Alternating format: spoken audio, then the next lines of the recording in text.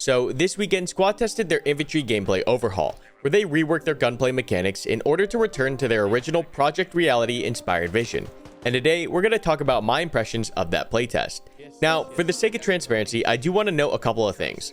First is that I stopped playing Vanilla Squad almost a year ago, at which point in time I transitioned to pretty much only playing Dynamic Direction, a Squad Overhaul mod of my own. At that time, I was pretty tired of OWI's failings to address the obvious problems in Squad like the game mode, FOB meta, and gunplay at the team level. I'm also no longer a Squad partner, as I requested to be removed from the program when they announced microtransactions after saying they wouldn't add them. So keeping these things in mind, here are my thoughts on the recent playtest. The new Infantry Overhaul aims to achieve more immersive and longer lasting firefights, and in this venture, they've completely succeeded. The firefight experience in Squad is hands down objectively more engaging and more immersive than before, and for that, I have to give OWI an A+ for their effort. In addition, their picture-in-picture graphics are stunning, and visually, the game is looking fantastic. I love the direction that Squad is going. However, there are a few problems I have regarding the certain systems used to achieve this result. The way that this playtest achieves realistic firefights is through the use of extremely unrealistic gunplay mechanics. In order to make firefights last longer, the current implementation makes gunplay feel extremely floaty, with unrealistic sway and recoil. In short, they've sacrificed the gunplay experience for the sake of the firefight experience. Over this weekend, I watched other creators such as Winner Sin and Operator Juicy come to the same conclusion as myself. Though it is important to note, there are also many other creators who feel the opposite. To us, the guns feel as though they are not properly shouldered and cheek welded, and the character seems to have very little control over the rifle as the sight picture sways in and out of alignment. It feels as though the character is holding the gun out in front of themselves with one hand as they fire. Now let me explain what I mean. The best way to demonstrate this, funnily enough, is with VR. When playing a VR shooter without using a stock and with just two hands floating to control the rifle, you can see how the sight picture is hard to maintain, and the gun feels detached in nature. But when using an actual VR stock, the rifle is braced and becomes much more rigid and stable. In Squad, this translates to loose gunplay, and truthfully, I've always thought that the gunplay in Squad felt too floaty to begin with, but now it just feels worse. The time to shoulder the rifle, get a sight picture, and steady it is also obnoxiously long. Even as a novice shooter myself and an airsoft cringelord, I'm able to get a rifle online and more stable than my character in game, and this pulls me out of the immersion. In these clips, you can see how the rifle pulls out of alignment as though it isn't properly held. The gun escapes the player and creates that floaty experience. And in this clip, the stock would literally be in my mouth from this perspective. In reality, your head should be welded to the stock of the rifle, hence the term cheek weld, allowing you to make sudden left and right movements without losing a sight picture. I realize that the Squad community is international. Perhaps the majority of players have never shot a gun before or might not care to.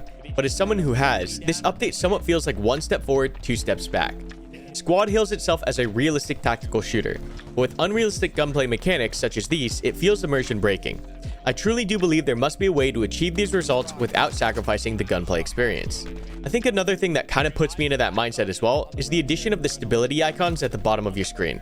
Personally, instead of just playing the game and immersing myself in the experience, I catch myself pulling out of the fantasy to look down at my UI and watch these two little dots collapse before I can shoot. Not only does this feel heavily gamified, but it also feels like a literal regression to old Project Reality mechanics. I think that if this feature had come out 5 years ago when Squad was still in early access, I'd feel differently about it. But in 2023, this doesn't feel like innovation, it feels like regression. Now, this is 100% a personal opinion, as I know a lot of Project Reality players enjoy this addition. But I just feel that in this day and age, reusing these kinds of heavy gamified mechanics to enforce realism feels, I don't know, dated? It's ironically how I kind of view Arma, introducing clunk to achieve realism, and I feel like there must be a better way to execute on these ideas. But going back to my point from before, once you're in the firefight, the experience is much more enjoyable. Suppression is a little overtuned as far as the blur is concerned, but it's a massive improvement from previous iterations, and I found myself and others actually wanting to use Suppression. When suppressed, your screen blurs, albeit way too much right now. And they've introduced an aim punch mechanic very similar to the one that Rubba and I developed for Dynamic Direction so many years ago.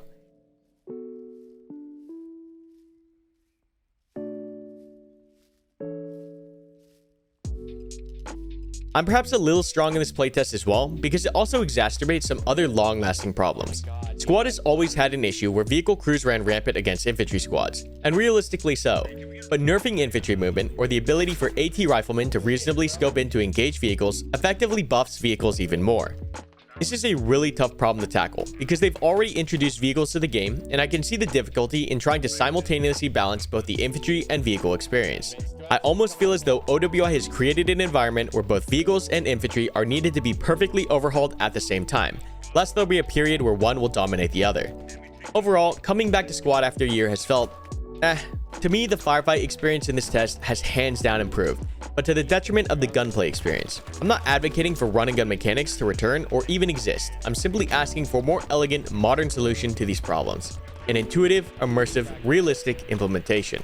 Something about falling back to decades-old gameplay mechanics doesn't necessarily feel right to me, and some of these additions literally pull me out of the immersion. This playtest, I found myself playing squad just as I've always had, but having more fun when in a firefight, more frustration getting into the actual engagement, and reliving all the problems I remember leaving vanilla squad for. Random AES still has a 20-minute period of wasted time with players wandering around the map. We ended up meat grinding over a single objective for 60 minutes with a team that only had a few squad leaders communicating, and a spammy FOB meta that leads to a spread out team with everyone doing their own thing. All that being said, Squad has just released an update with 2 new factions, so it looks like the asset team is back rolling, and they're making huge sweeping changes now, much faster. The future is much brighter for Squad than ever before. I just think they have to continue problem solving through the backlog of issues that the game has. And while the test demonstrated OWI's desire to return to their roots, I do hope they innovate along the way to maintain both the gunplay and firefight immersion. They've got a lot of work ahead of them, but things are finally moving again at OWI.